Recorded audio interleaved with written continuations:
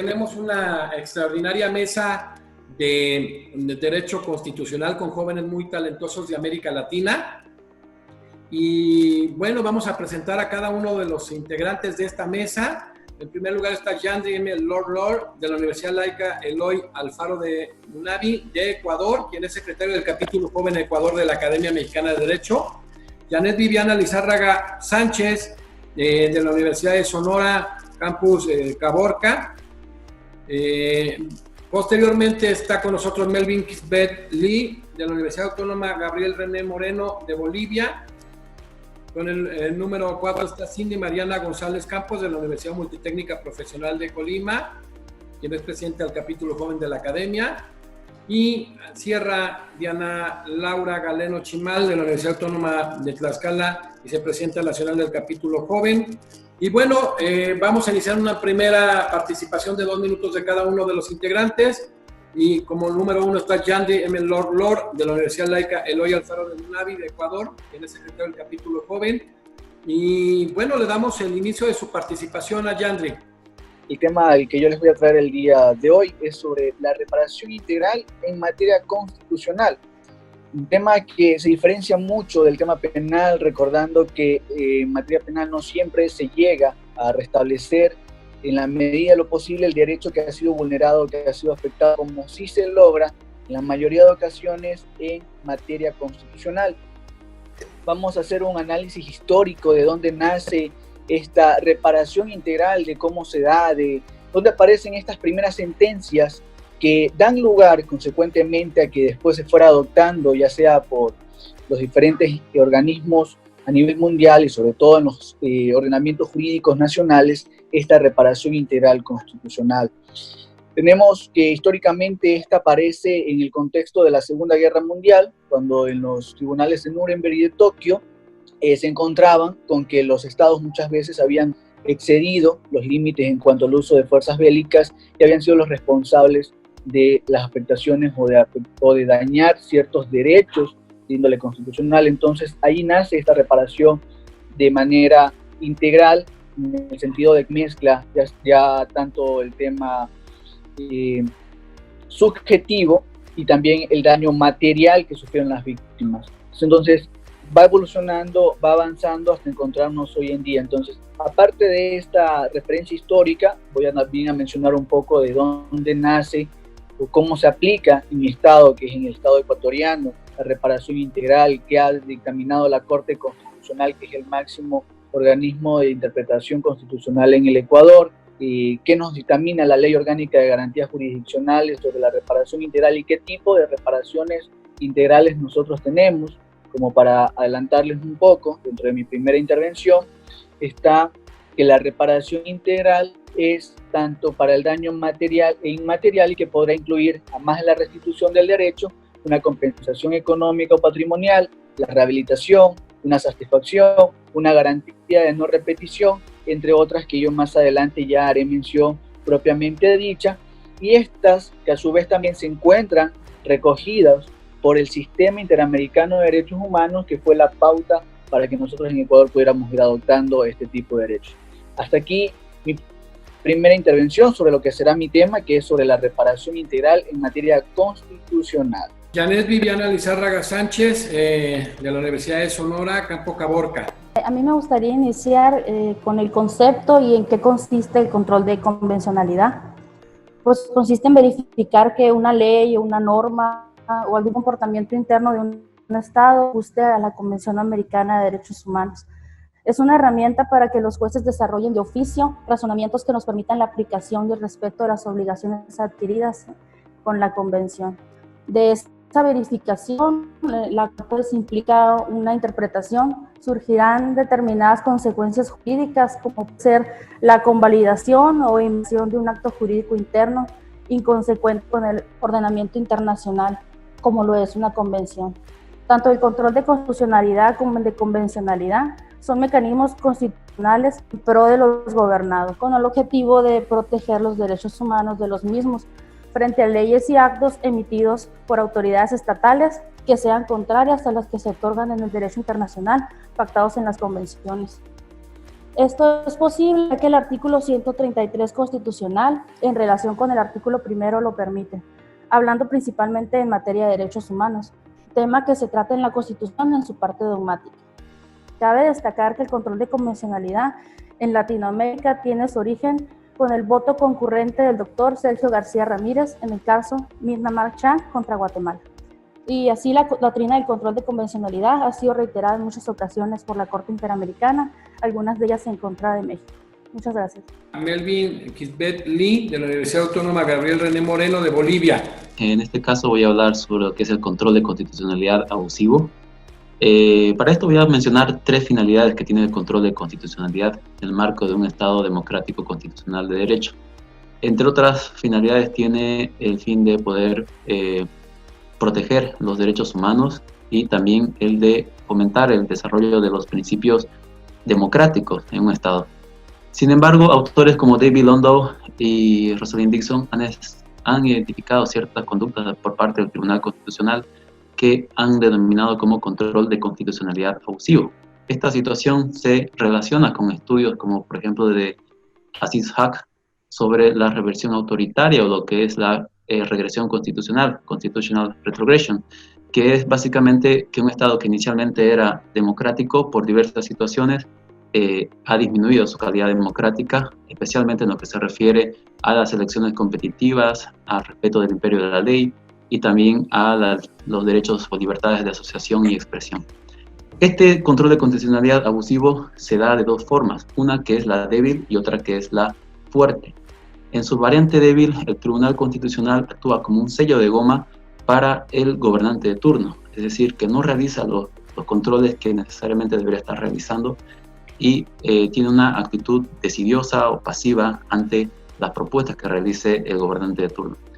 Luego, en su variante fuerte, el control de constitucionalidad abusivo, pues el Tribunal Constitucional actúa ya de una forma deliberada, de una forma intencionada, para atacar lo que estos autores denominan como núcleo democrático mínimo, que básicamente consiste en elecciones justas y también lo que consiste en una separación de poderes e independencia, ¿no? Estas son 2 formas de control de constitucionalidad abusivo que voy a mencionar en esta parte. Cindy Mariana González Campos, de la Universidad Multitécnica Profesional de Colima. Bueno, yo hablaré acerca de la reforma constitucional de los derechos humanos.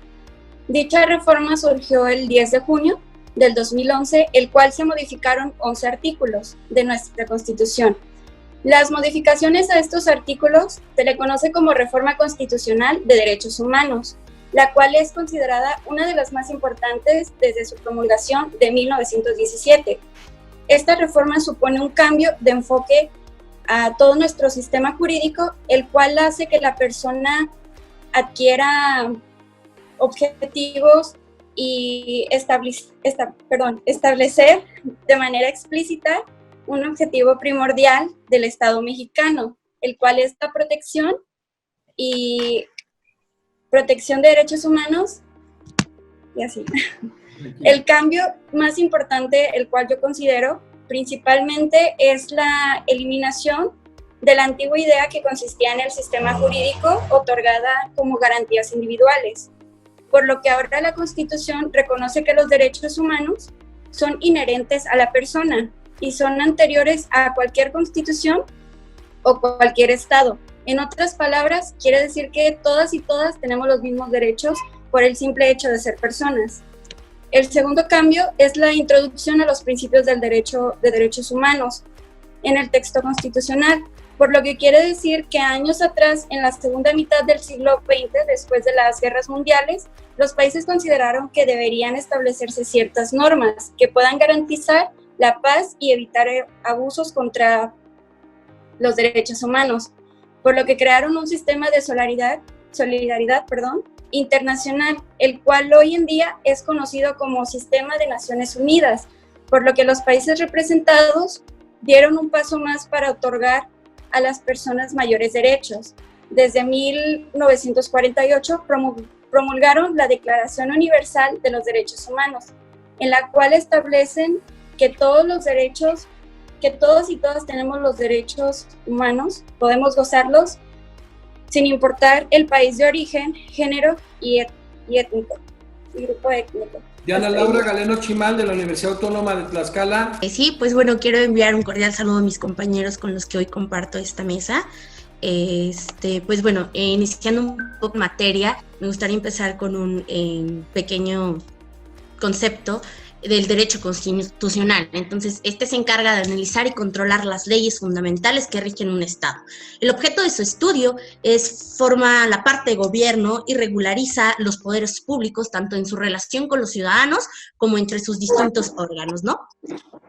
Tomando esta pequeña definición, hablaremos un tema que en México ha estado causando mucho auge, y es importante, que es el derecho a la protección de los datos personales. Debemos dejar en claro que el derecho a la protección de los datos personales es un derecho de origen europeo. Tiene un claro antecedente en el derecho a la privacidad, que protege la vida y protege la vida privada y la vida familiar. Y este fue reconocido internacionalmente desde 1948 en la Declaración Universal de los Derechos Humanos. Pero bueno, en México la protección de los datos personales es un derecho de nueva generación y se encuentra consagrado en el artículo 6º, apartado A, y en el artículo 16º, párrafo 2 de la Constitución Política de los Estados Unidos Mexicanos, ¿no? El derecho que, entonces, bueno, ya entrando un poco más en materia, que es el derecho a la protección de los datos personales. Este es la facultad que tiene el titular de los datos personales, que es el que decide a quién proporciona su información, cómo y para qué, ¿no? También permite acceder, rectificar, cancelar y, en su caso, oponerse a su tratamiento. Los datos personales es toda la información que te identifica, te hace identificable y te distingue de los demás, como lo es tu nombre, apellido, lugar y fecha de nacimiento, datos de contacto, datos laborales, físicos, académicos, patrimoniales, biométricos, de salud e inclusive étnicos e ideológicos, ¿no? Entonces creo que, doctor, se pasaron muy rápido unos 2 minutos y hasta aquí por el momento. Vamos a empezar con la segunda ronda y va de nueva cuenta por 3 minutos cada uno de ellos. Inicia Yandri M. Lord. El concepto de reparación integral, como ya lo mencionaba, está derivado del artículo 63.1 de la Convención Americana sobre Derechos Humanos. Esta abarca la acreditación de los daños en esta materia, tanto de forma material como de forma inmaterial, como lo mencioné en mi primera intervención. Y es allí que, tal como lo señalábamos, con la demostración de este daño causado, con la demostración de la afectación a este derecho, tenemos medidas de reparación tales como la investigación de los hechos que causaron este tipo de daños, la restitución de los derechos y bienes y libertades, la rehabilitación física, psicológica o social de las víctimas que han sufrido afectación de sus derechos, la satisfacción mediante actos en beneficio de las víctimas y las garantías de no repetición de las violaciones, así como la indemnización compensatoria, tanto por el daño material o inmaterial, como ya lo mencionaba. En el Estado ecuatoriano y nuestra esfera jurídica respectivamente ecuatoriana, ya en la Constitución de 1998, teníamos que la misma ya recogía de manera breve cómo determinar las formas de reparación integral en índole constitucional. No es hasta el año 2008, con la entrada en vigencia de la nueva Constitución y la misma que nos rige hasta el momento, cuando tenemos que en el artículo 86 de este cuerpo legal nos determina que lo referente a las reparaciones integrales se basarán en base a las garantías jurisdiccionales y control garantías jurisdiccionales, las cuales se regirán obviamente presentada la acción constitucional, ya sea esta de acción de protección, extraordinaria de protección o cualquiera de las otras que nosotros como tal conocemos. De allí que en el año 2009, cuando entra en vigencia la Ley Orgánica de Garantías Jurisdiccionales y Control Constitucional, dentro del artículo 18 de este referido cuerpo normativo, nos establece que la reparación integral, en caso de demostrarse que existió este daño, deberá contener una reparación tanto material como inmaterial, y esta, como ya lo mencionaba, recoge lo que obviamente el artículo 63.1 de la Convención Interamericana de Derechos nos señala. Para finalizar, tenemos que a más de las reparaciones integrales contenidas y especificadas hace pocos minutos, la Corte Constitucional del Estado ecuatoriano, mediante la sentencia 004-13-SAN-CC, al respecto de la reparación integral, nos señala que los jueces de índole constitucional tienen abierto el abanico para aplicar cualquier tipo de medidas de reparación integral, además de las contenidas en la ley, toda vez de que ésta busca resarcir todo tipo de daños que se encuentran obviamente demostrados y que también la Constitución, como los lineamientos o ordenamientos jurídicos internacionales, nos han indicado para tales efectos. Hasta aquí mi segunda intervención. Continuamos con Janet Viviana Lizárraga Sánchez, de México. La constitucionalidad es un tema a tratar dentro del derecho constitucional, ya que con la reforma constitucional del año 2011 se le abrió la puerta al ordenamiento internacional dentro del interno. Cuando se le sentenció al Estado mexicano en el caso Radilla Pacheco, la Suprema Corte de Justicia de la Nación hizo suya la sentencia en el expediente varios 912/2010 y retomó el concepto de convencionalidad que ya había pronunciado la Corte Interamericana en algunas ocasiones. La posibilidad para ejercer el control de convencionalidad a través de la habilitación constitucional en México no es nada nueva, ya que los tribunales en cada estado tienen la obligación de proteger los derechos humanos reconocidos tanto en normas nacionales como en las internacionales. En ese sentido, y a la luz del artículo 33, no queda duda de que el papel a realizar por los operadores jurídicos del país ante la presencia de los tratados internacionales cuando estos puedan aplicarse en un caso en concreto. Ahora bien, existen dos tipos de controles de convencionalidad, el concentrado y el difuso. El concentrado es aquel que realizaría la Corte Interamericana al revisar los actos internos de un Estado por su posible violación con la Convención, ubicándose así en un solo órgano la potestad de controlar los efectos jurídicos vinculantes, la regularidad de los actos jurídicos internos respecto al parámetro de control internacional. El difuso es aquel que realizarían todos los jueces internos de los estados vinculantes con el sistema, dentro de sus respectivas competencias, cuando un acto o norma pueda contravenir disposiciones convencionales. El control de convencionalidad se refiere tanto a la convención en sí como a la jurisprudencia que la Corte Interamericana haga de la misma. En el expediente varios 912/2010 se mencionaba que las sentencias emitidas por la Corte Interamericana donde México haya formado parte serían vinculantes para México. Respecto a cuando no fuera parte, en la contradicción 293 se mencionaba que la jurisprudencia de la Corte Interamericana sería vinculante siempre que sea más favorable para la persona. En la tesis jurisprudencial 21/14 ya se establecían que para que fueran vinculantes se debería de buscar en un caso en concreto, que el caso en concreto compartiera las mismas razones de ser que el de la jurisprudencia interamericana. Debe buscarse un nivel entre ambas, que de no ser posible eso, debe aplicarse el principio por persona. Lo que la Suprema Corte ha manifestado con estos criterios es decirle al Estado por dónde seguir para que se dé el control de convencionalidad, ya que la ley prevea la forma de ejercer el control difuso o convencionalidad, o se correría el riesgo de actuar de forma discrecional y hasta arbitraria, por lo que debe establecerse un marco que nos dé seguridad jurídica. Muchas gracias.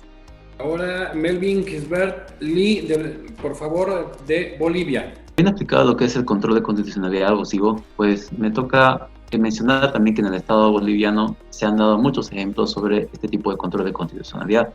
Ejemplos de ellos en la reciente experiencia constitucional boliviana son la DCP 003/2013, la DCP 0194/2015 y la SCP 0084/2017. Esta última es una sentencia constitucional que permitió la reelección indefinida en el Estado boliviano.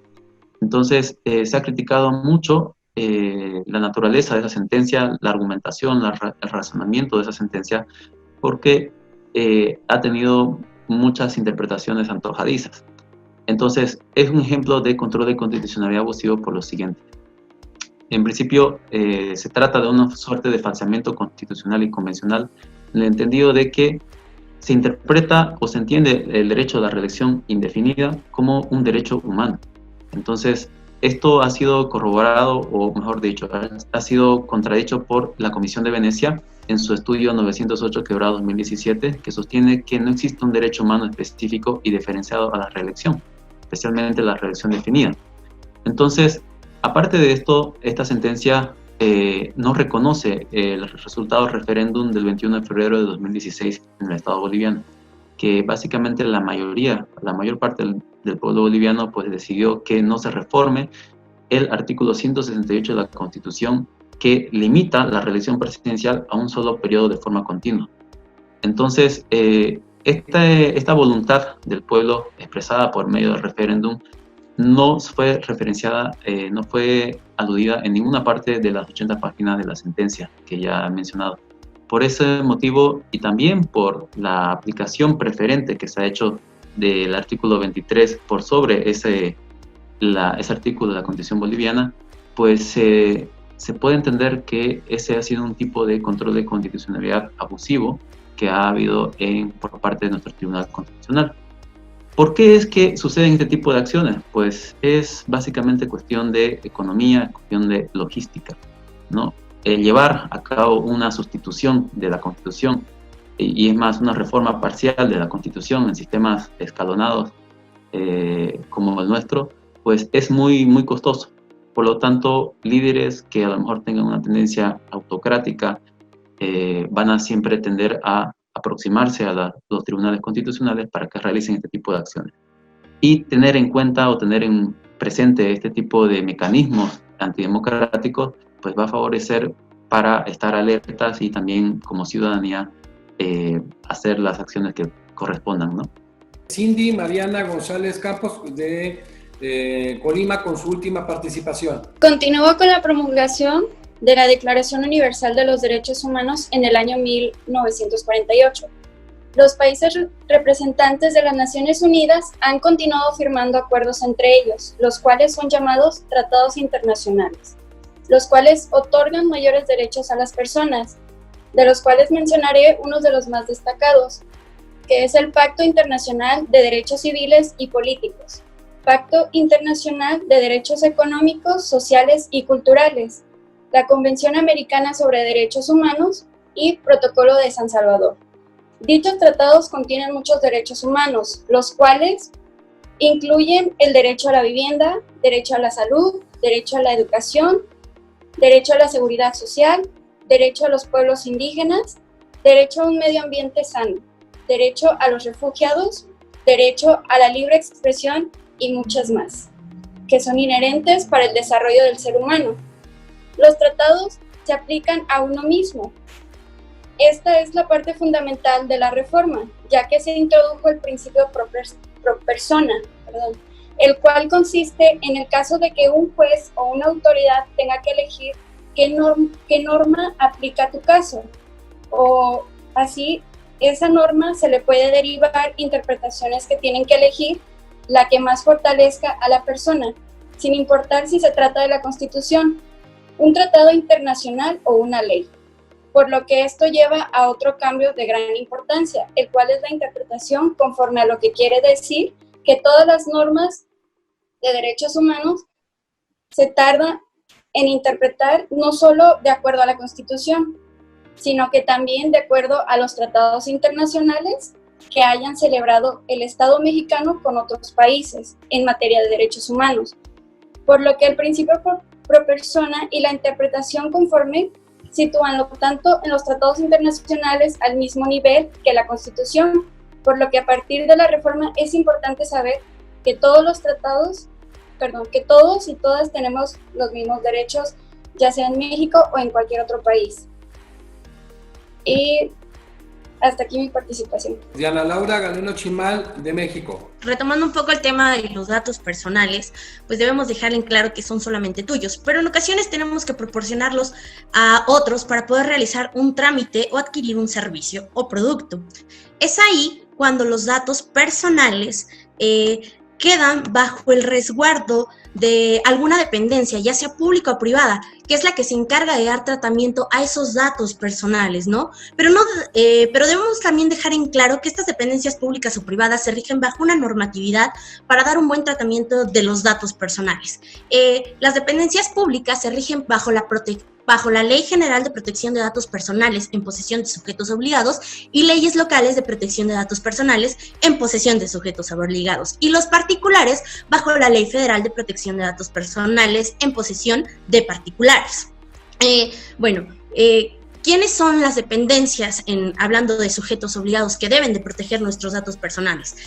Son las dependencias de los gobiernos estatales, del gobierno federal, estatal, municipal, tribunales, procuradurías, fiscalías, institutos electorales, oficinas de tránsito, hospitales públicos, centros de salud, tesorerías y escuelas públicas.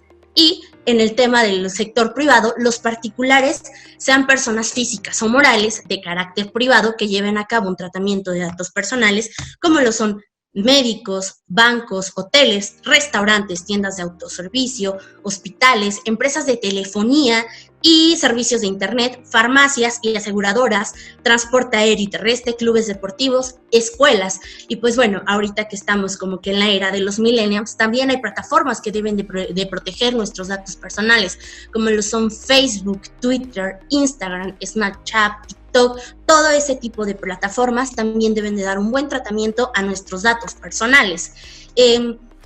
Bueno, pues debemos recordar que el único que autoriza el uso de los datos personales, pues eres tú, ¿no? Tú eres el que decide a quién se los proporciona, aunque en ocasiones es necesario proporcionarlos porque así lo exige la ley, ¿no? Pero pues bueno, existen órganos garantes tanto en materia nacional como en materia local que protegen los datos personales que recaban y tienen en su posesión las dependencias tanto públicas como privadas. Y pues bueno, es por eso la importancia de la protección de los datos personales y aparte, pues bueno, es un derecho que se encuentra consagrado en nuestra Constitución, ¿no? Y en este momento de pandemia es importante que tanto sujetos obligados o dependencias públicas como privadas, pues tengan que proteger nuestros datos personales. Sería todo. Con un gran contenido en diversos temas dentro del derecho constitucional y además ajustados perfectamente a los tiempos, los quiero felicitar. Es increíble la labor que hicieron, obviamente la preparación que tienen, por eso es un proceso de selección de los participantes en cada mesa del más alto nivel, con la mayor rigidez. Y bueno, interesante lo que maneja Yandri Lord, precisamente de Ecuador, hace un análisis en el tema de la reparación integral de daño material e inmaterial, lo vincula con el sistema interamericano, con la Convención Americana sobre Derechos Humanos, el artículo 63.1, y aquí tiene que ver mucho el tema de diálogo de fuentes, es un tema que se manejó con mucha profundidad, y en el caso de Janet Viviana Lizárraga manejó también profundamente el tema del control de convencionalidad, y ella hizo pues alusión a temas muy, muy interesantes, como primero la esencia del artículo primero y 133 de la Constitución Política de los Estados Unidos Mexicanos, esa reforma del 10 de junio del año 2011, y alude precisamente al origen, que como dice ella atinadamente, es a través de un caso en 2003, en el caso Marchán contra Guatemala, un voto razonado de don Sergio García Ramírez, y colegiadamente surge en 2006 con el caso Almonacid Arellano contra Chile, y ahí no era vinculante, es vinculante hasta la siguiente sentencia plenaria, la siguiente jurisprudencia, que fue en el mismo 2006, en el caso de trabajadores cesados del Congreso contra Perú, y se extiende a todos los órganos del Estado a partir de la sentencia Hellman contra Uruguay en 2010, porque en las primeras 3 sentencias lo invocaba exclusivamente para el Poder Judicial. Alude el caso Radilla Pacheco, que si bien es cierto no es el surgimiento del control de convencionalidad, sí es el tema de la interpretación conforme, lo hace atinadamente Janet, con base al expediente en varios 912/10, y alude a las 2 tesis de 2011 vinculadas con esto, que es la 65 y la 66, donde la 65 se establece que es vinculante las sentencias donde el Estado mexicano sea parte material, y equivocadamente en la 66 se establece que son nada más un criterio orientador. Aquí qué bueno que se hace una alusión muy importante, porque todas las sentencias del sistema interamericano, de la Corte Interamericana de Derechos Humanos, son vinculantes. Las sentencias que son contra el Estado parte son cosa juzgada precisamente de acuerdo al artículo 67 del Pacto de San José, y las sentencias donde no sea Estado parte son cosa interpretada. Luego Melvin Kisberly de Bolivia hace un análisis muy interesante del control de constitucionalidad con las finalidades, la protección de los derechos humanos, el desarrollo precisamente de los principios democráticos, y habla de un tema que esperemos nunca suceda en América Latina más, que es la regresión autoritaria con el tema del control débil, precisamente arbitrario. Luego Cindy Mariana González Campos nos habla precisamente con también con gran profundidad de la reforma de derechos humanos del 10 de julio del año 2011. Establece cómo se generan algunos principios muy importantes y se regresa al naturalismo en el tema de la inherencia de los derechos humanos a las personas, la importancia que adquiere en derecho internacional de derechos humanos con su constitucionalización, y aborda también el principio pro homine, que es contemplado en el tema del plano nacional en el artículo 1 y en el plano del sistema interamericano en el artículo 29 de la Convención Americana sobre Derechos Humanos.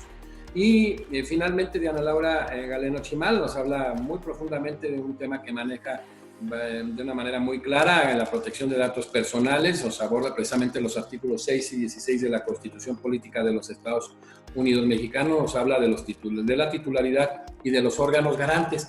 De verdad que yo me quedo fascinado en cada mesa. O sea, hay algunos que ya son abogados, tienen muy poco de haber egresado. Algunos los considero mis alumnos, hemos estado con ellos. Ahora otros que son precisamente jóvenes muy talentosos de América Latina y de Iberoamérica, que se integran y que estamos formando una gran familia.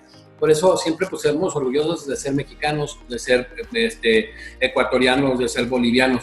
Estamos orgullosos de ser latinoamericanos. Yo creo que si nos damos cuenta de todas las fortalezas y debilidades del sistema jurídico, de los ordenamientos jurídicos de nuestro país, pero a través de jóvenes como ustedes y juristas ya de muchos años, se hacen estos ejercicios de derechos comparados, pues vamos a lograr y obtener que muchos de los grandes errores que se han venido cometiendo se puedan erradicar o por lo menos minimizar. Entonces, esta es una gran mesa. Para cerrar, nada más para que vean la profundidad de la mesa, voy a ir preguntándoles a cada quien desde qué ciudad están en este momento. Yandri, ¿en qué ciudad estás en este momento? Yo estoy en la ciudad de Manta, de la provincia de Manabí, de Ecuador.